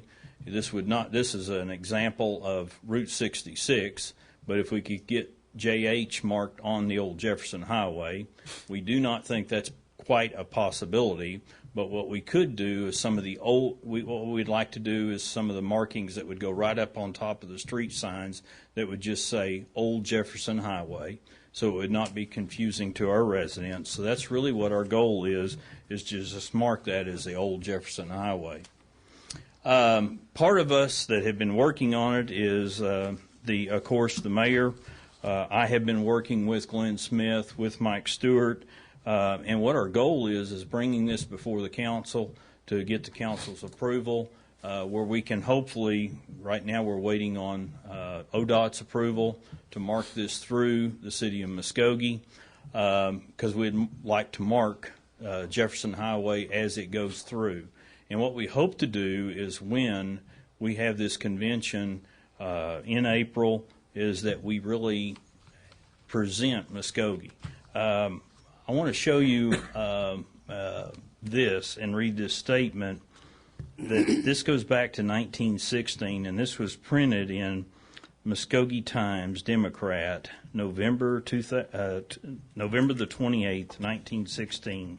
From the pines to the palms, we are 40,000 strong, To the Muskogee Division, we pledge our support to the man. We believe the Jefferson Highway and its collaborative road develop with the greatest stride in the development of the country and the towns of Oklahoma, and that we, during the past 5 years, count us in.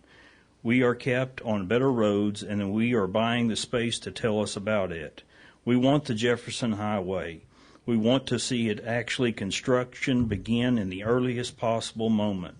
We want to see the example of the greatest system of permanent highway that will draw the farmer, the merchant, and the businessman, the tourist together in a closer communication and a closer friendship. Our vision is clear, and as it benefits, that was actual not only to Oklahoma and Muskogee for this highway.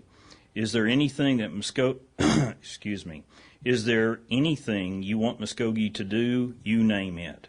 And if you don't give us something to do, it will be a disappointment for us. When you look at in 1916, they really put their foot forward and said, if there's anything you want Muskogee to do, you name it. And if you don't, we will be disappointed. I think it's a big statement of what they done in 1916 to get the Jefferson Highway to come through Muskogee, and I think it's just really important for us to honor that and to make sure that it's marked through the city of Muskogee. Thank you.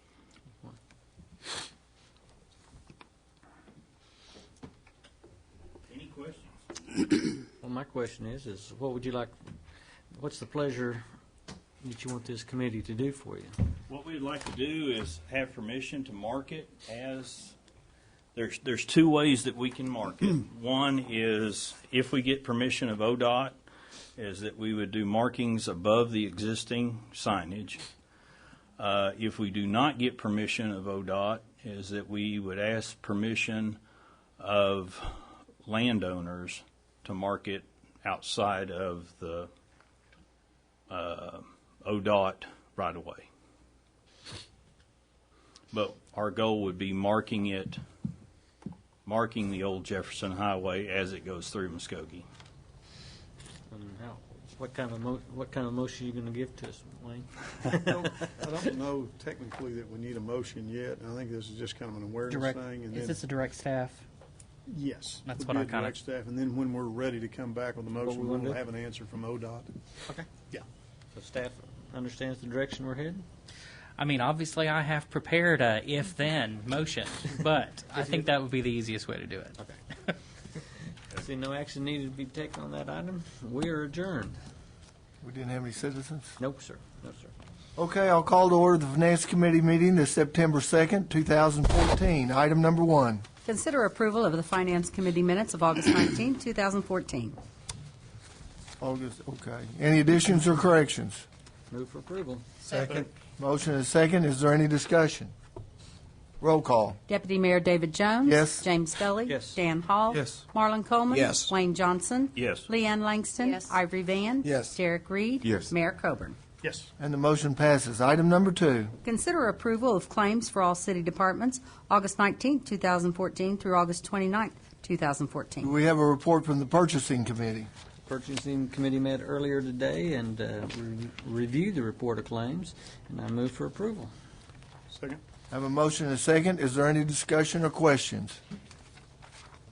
Roll call. Deputy Mayor David Jones. Yes. James Scully. Yes. Dan Hall. Yes. Marlon Coleman. Yes. Wayne Johnson. Yes. Leanne Langston. Yes. Ivory Van. Yes. Derek Reed. Yes. Mayor Coburn. Yes. And the motion passes. Item number 3.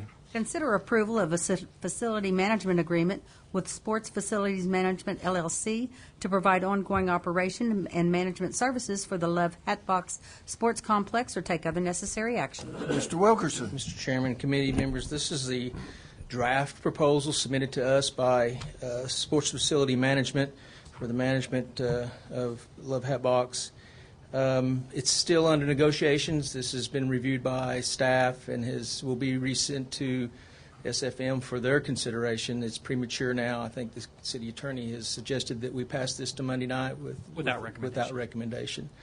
It highlights, if you had a chance to look through it, it's pretty in-depth with regards to the descriptions of what the services that they're going to provide. I was asked to mention that with regard to personnel, that it referenced that all personnel would become that of the manager or the operator.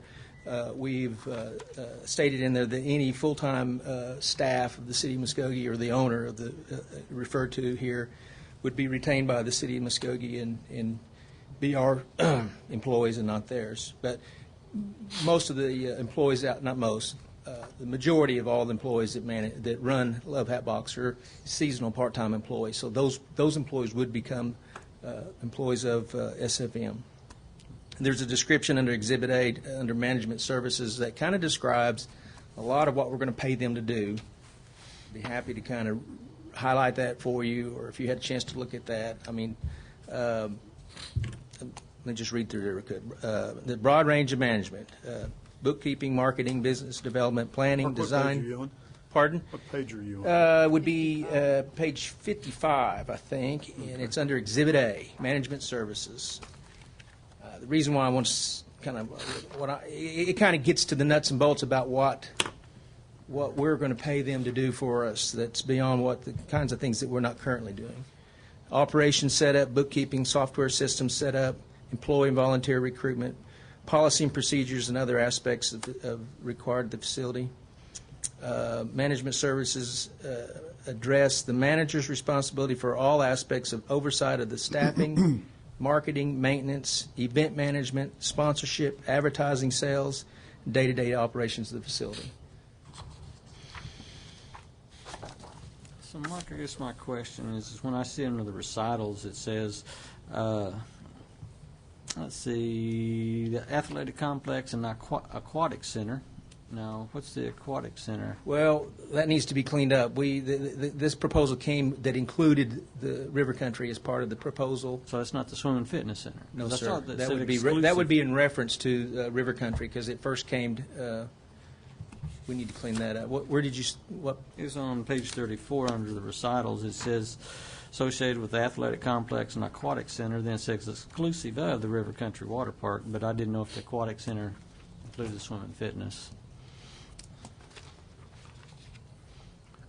Yeah, I think we need to strike all that out. We're only interested in having a contract with Hatbox Facilities Management, not the aquatic center or river country. Mm-hmm. That's what I was curious about. Yeah, Droy. Yes. That's correct, if I'm not mistaken, right? Okay. So do we need a motion to pass it to Monday night, or? That's what I'd recommend, pass without recommendation. Okay. So moved. One of the Second. We have a motion, second, discussion. Go ahead. One of the questions I have, because I think I negligently did not understand this previously, that is the $144,000 a year that we would pay them. That's without the cost of them traveling and maintenance. Is that correct? That's correct. So it's not just $12,000 a month. It's $12,000 a month plus whatever travel expenses they incur, plus whatever maintenance expenses we incur. Yes, sir. Okay. That's correct. And the $12,000, it's the $12,000 a month, and there's an additional. The travel is up to $12,000 a month. No, a year. A year. That's Okay. total. And then, of course, their operating expenses. Okay. And I asked that question because my concern is that while I personally believe that something may need to be done with Hatbox, I'm concerned with us, regardless of where it's being funded from, flagging out another chunk of money towards an item when we've got some unrelated issues that haven't been resolved yet that probably should be discussed in executive session. So while I support that this may need to be done, I've got concerns about perception in terms of us rolling out another dole of money towards a project. Further discussion? We have a motion and a second. Is there any other discussion? So what was the actual motion on? I heard two things being said at one time, and I was wanting to make sure which one we're voting on. To move forward with no recommendation. Okay. Move it to Monday night with no recommendation. No further discussion. Roll call. Deputy Mayor David Jones. Yes. James Scully. Yes. Dan Hall. Yes. Marlon Coleman. No. Wayne Johnson. Yes. Leanne Langston. Yes. Ivory Van. Yes. Derek Reed. Yes. Mayor Coburn. Yes. And the motion passes. Item number 4. Receive report, discuss, and take action on surplus property pilot program created by Resolution Number 2447. Mr. Tucker. Mr. Chairman, members of the committee, back in May of 2013, Council directed that a pilot program be established through Resolution 2447 related to our surplus property program. This program relates to property that has been taken by the county that was unsuccessfully let at the June and October county sales. What happens then is under the existing ordinance, once there was a applicant who made application through the city attorney's office to obtain some of that available property, we then sent a letter to the county commissioners asking them to deed it over to us at no cost. We then sold it to the applicant for $163. The pilot program created some additional notice requirements. We upped the administrative fee from $163 to $263 to cover some of our additional costs for notification. We created 2 categories: buildable parcels and non-buildable parcels. Those are buildable parcels are 7,200 square feet, or those parcels which can meet setback requirements. Those required posting by a sign for 10 days after the property was acquired by the city from the county. For non-buildable lots, we sent letters to the adjoining property owners notifying them that an application for acquisition of this property for sale of this property had been applied for, and if they are interested, to notify the city attorney's office. In either case, if we had any other interested parties who were desirous of the property, then we would do a sealed bid process. And then the high bidder would, of course, win the property. In the memo that I provided in your materials, I outlined the number of properties sold through the pilot program and also the prior 2 years. One stark difference you'll notice is the number of properties sold versus the total revenue. We only sold 16 parcels under this pilot program, but brought in $9,912.50. In comparison with 2013, where we sold 43 parcels, but brought in $7,009. Now, as you can see, if you multiply 263 by 16, you don't get $9,000. That overage was as a result of the bid process that we had instituted. We had one bid that was nearly $4,500 for a parcel, so that accounted for some portion of the inflation of that cost. Additionally, since FY13 was a bit of a high year, we also included fiscal year 2012, which was one of our more standard years, and that's where we had 25 parcels that were sold. There, the revenue was only $4,075. As you can see in my memo, I'm recommending ceasing the pilot program. And I'm doing so for a couple of reasons. One, in the original ordinance that was passed by the council, the reason for the sale of these surplus properties to individuals was in order to get them off of the county rolls where they're not collecting any taxes, getting them in the hands of the citizens so that they can use them for extended yards, building single-family homes, or things of that nature, and otherwise get them back on the tax rolls where they're being paid for, as well as having these individuals who are maintaining the property, mowing them and things like that, so that we don't have to do that. Secondly, we've had a number of complaints that this process has led to an unfair result. In the major, and I say major, in most of the probably of the 16 properties, ballpark, we probably had 6 to 7 of those that went actually to competitive bid, and in 90% of those, the original applicant was not the winner. And so What happens is they go to the county, they research these parcels, and they make application, make the initial deposit for 263. We hold on to it. Usually takes somewhere from 4 to 6 weeks to get the properties to the county through their cycle. They have to check everything before they deed it to us.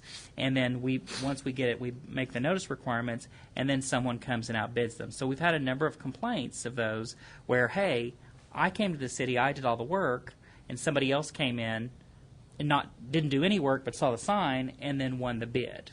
So it really depends on what the rationale of the council is at this time. If I was looking at the old ordinance, which currently exists, which was not repealed, the rationale is to get these properties back on the tax rolls, not necessarily to make revenue, which is what the result was as a result of the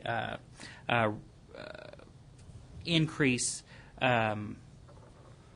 minimum fee and the competitive bidding process for the pilot program. So that's my recommendation. I'm happy to answer any questions. So you saying to change the minimum fee back to 163? I'm suggesting that we repeal the resolution on the pilot program. We go back to the original ordinance, which was the person who applied for the property then got the property, and that was $163. Now, we increased the 263 to cover the additional administrative expenses for us having to do the additional posting. If we didn't have those expenses, we wouldn't need the additional fee. But would people still buy it at 263 instead of 163? Would they still come up and ask for that same amount? Because it's possible, but looking at the numbers, I think you're going to have a lesser amount. Well, I know it was my idea to do the pilot program to start off with, and I'm still in favor of it. We more than doubled the amount of money we got for the property that we would have if we would have sold it the old way in 2014. And my problem with it to start off with is we weren't giving it away. We were selling all this property for $163, and a lot of it was worth a lot more than that. And that was proven through the pilot program because people bid more for it. Other comments? I guess Yes. my question is who is mowing these properties? County was. And they don't do a real good job of mowing those, if I'm not mistaken.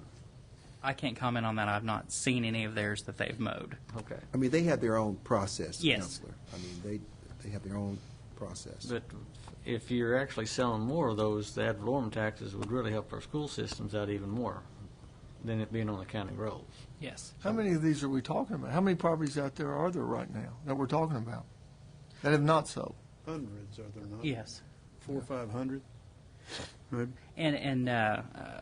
But even at 400 or Mr. Chairman, 500, there was 25 in 2012 and 43 in 2013. And what they do is they continually recycle them, meaning if we have 500 parcels that go on the June sale, 300 of those don't get bid on, they'll be available for acquisition through this process, and then they will recycle them for the October sale in some cases to try to get maybe a second bite. One piece of information that might be worth looking at, if you take out the $4,000 lot sale and divide it by 15 rather than 16, you come up with a $388 average. So clearly people will pay more than $163 if they're encouraged to do so.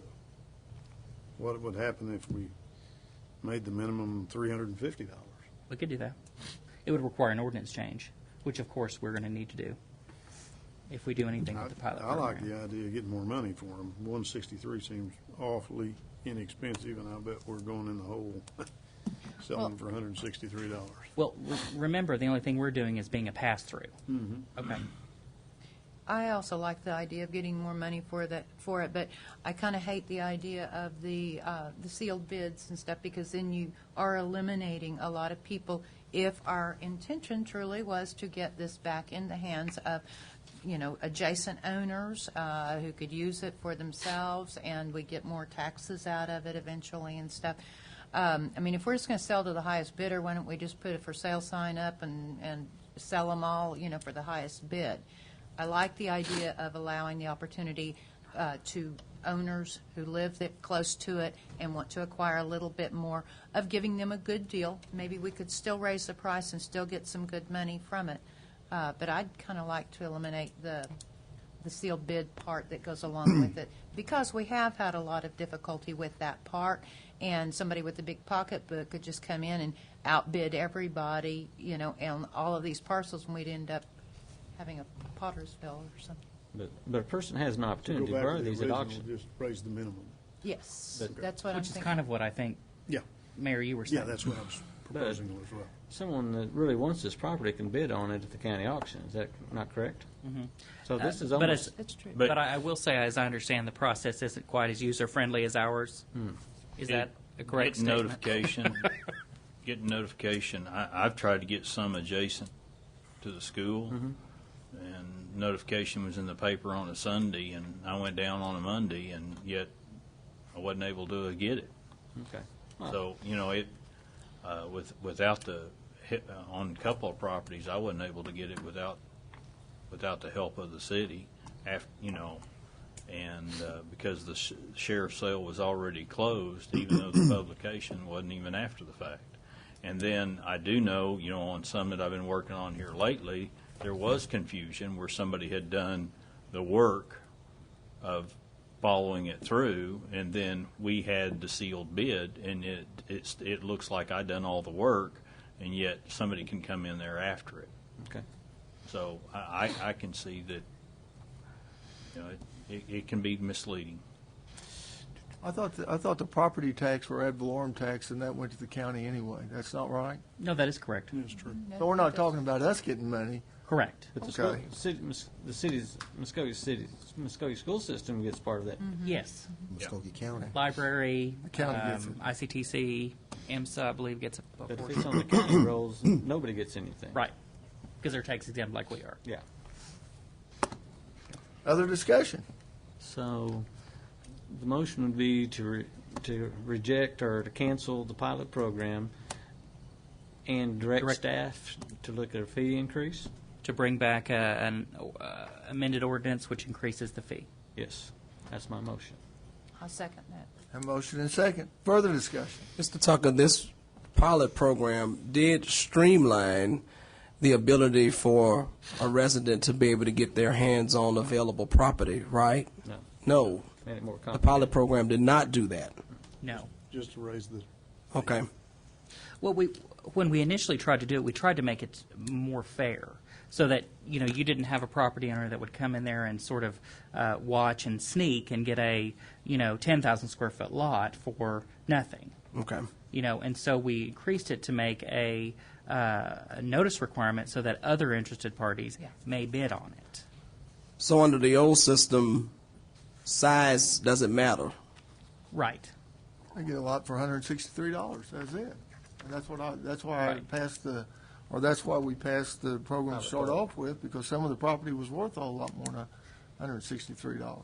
Because some of these are, like we already know, slivers, not of buildable size, and so they're not going to be useful for anything except extending your front yard.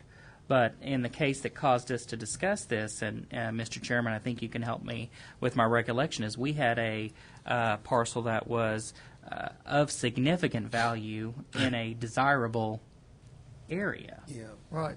Yeah. I mean, Kim, let me just say something. If, in the event, whatever we do, I would like for some kind of proviso that states that, with the creation of a new department like business retail. That it would be administered by that department. Yes, or they can get involved with some of that as well, so. That'd be your call. So could we add this little deal in there, lots that are over 5,000 feet or 10,000 feet must go to bid, or? You can, yes. That's up to whoever made the motion. Would that be a direction of staff for the ordinance? Yeah, I think we can do that- it that way. But I need to understand, so you want to set a minimum Square footage. Square footage, and what would that be? 5,000? Well, 7,000. 7,200 is the minimum buildable. Let's do 7,200 that way, because if it's a construction site where they could build a building like a business, then we don't want to in a residential area, I'm okay with it. But if it's like a industrial area or a place where they could build a business, then I would like to put that out for bid so there's a difference there. Okay, so maybe doing a modification of the existing pilot program for buildable and going back for non-buildable at the first come, first serve. Yes. Okay. I like that. You want to quote that motion? Or is that just direct staff? I think that's going to be direct staff. I just need the cancellation of the motion canceling the pilot program. One thing, though, that I do want to clarify is that will apply to new applications, not those that are already in the process. Because that was what we did when we created it. We allowed a delayed time for that. So the motion is only to cancel a pilot project now, or Yes. did you add some of the other And then stuff? staff has been directed. I understand what I'm to do. Has been directed to what? To bring forth an ordinance which incorporates provisions of the pilot program from a resolution to an ordinance, such as making a minimum size requirement for properties that are less than 7,200 square feet will be sold at $163 Or 350. or $350, and then properties that are above 7,200 square feet will be competitively bid. All right, I understand now. Okay, that was your motion? And did whoever seconded it, Seconded. you agree that was I your will motion? agree with that. Okay, discussion. So if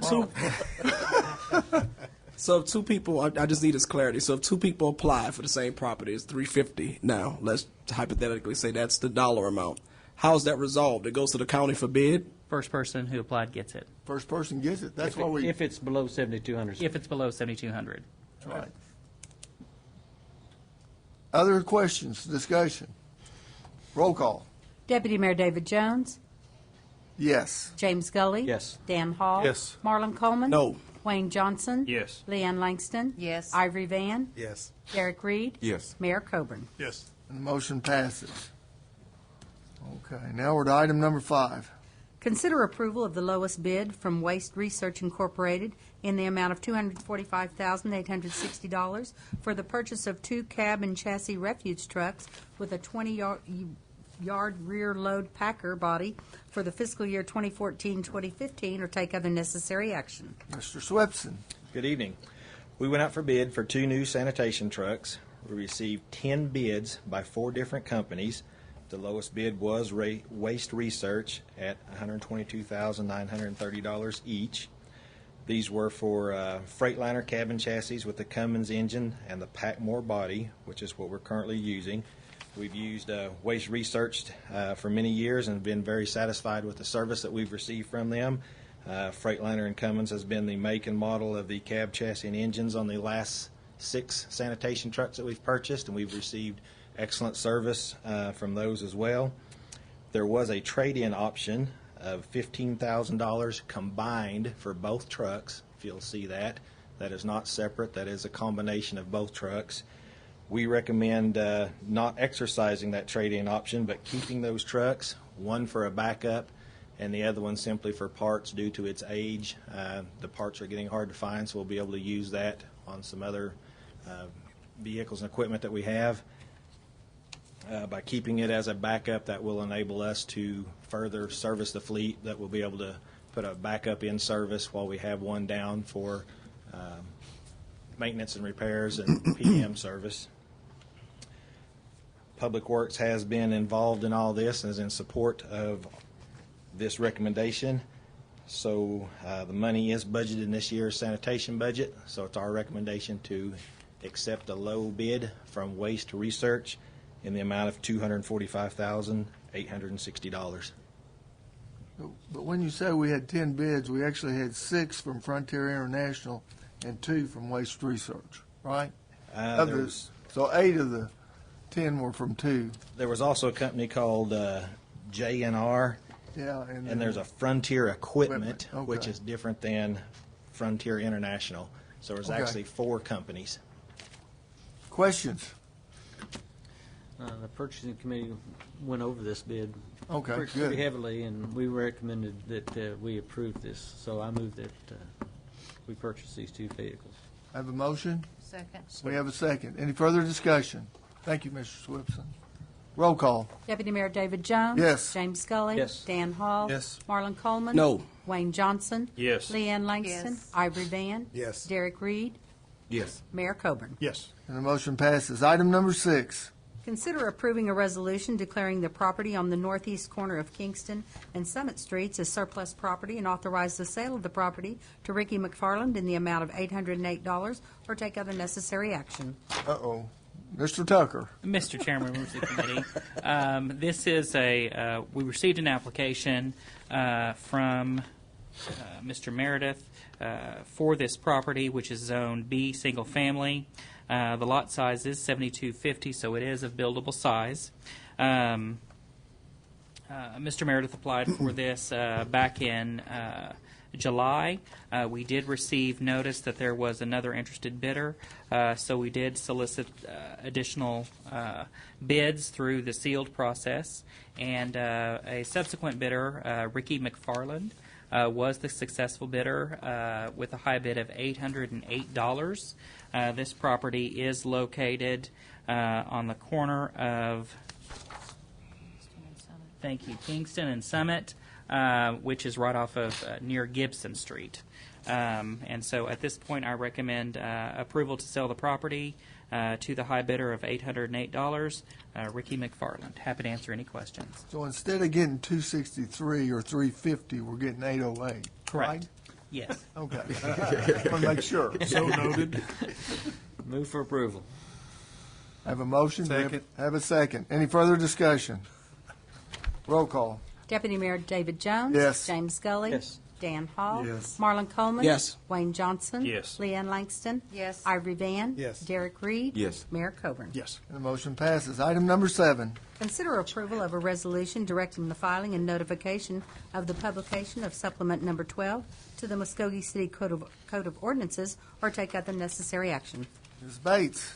Yes, Mr. Chairman, this is a codification of our ordinances through March, and we just need a resolution to approve adopting it. Move for approval. Second. Have a motion and a second. Do we have any discussion? Roll call. Deputy Mayor David Jones. Yes. James Scully. Yes. Dan Hall. Yes. Marlon Coleman. Yes. Wayne Johnson. Yes. Leanne Langston. Yes. Ivory Van. Yes. Derek Reed. Yes. Mayor Coburn. Yes. The motion passes. Item number 8. Consider approval of receiving donated funds for the months of June and July 2014 in the amount of $2,272 for the city's animal shelter sponsorship program as per the attached list or take other necessary action. Ms. Bates. Yes, Mr. Chairman, I'm happy to announce that $2,272 were donated, and I recommend approval. So moved. Second. Motion and a second. Any discussion? Roll call. Deputy Mayor David Jones. Yes. James Scully. Yes. Dan Hall. Yes. Marlon Coleman. Yes. Wayne Johnson. Yes. Leanne Langston. Yes. Ivory Van. Yes. Derek Reed. Yes. Mayor Coburn. Yes. Motion passes, and that ends the Finance Committee meeting.